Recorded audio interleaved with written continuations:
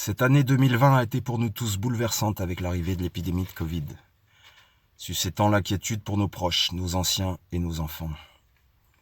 Le port du masque a été rendu obligatoire pour les enfants au milieu scolaire dès l'âge de 6 ans.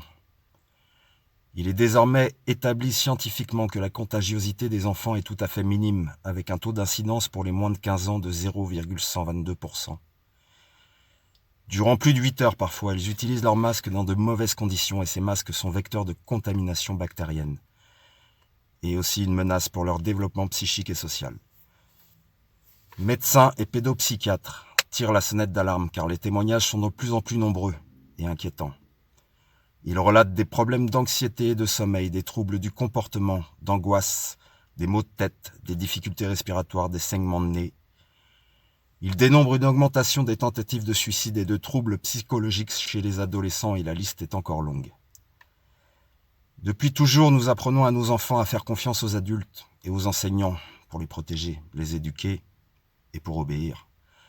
De fait, les enfants obéissent sans se poser de questions et taisent parfois leur souffrance.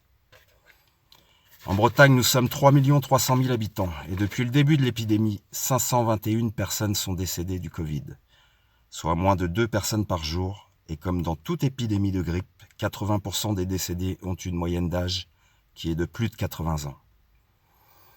Dans le même temps, 500 000 élèves se retrouvent contraints de porter le masque et sont rendus coupables d'être des vecteurs de transmission auprès des plus fragiles. Les enfants ne sont-ils pas, eux aussi, des êtres fragiles et vulnérables ? Une plainte nationale de 40 pages a été déposée le 20 novembre par Maître Bruzat auprès du Conseil d'État pour la mise en péril de mineurs, entre autres. Ce samedi 5 décembre auront lieu en France de grands rassemblements pour arrêter cette hérésie et abolir le port du masque dans les écoles. Agissons. Rendez-vous à Quimper à 15h.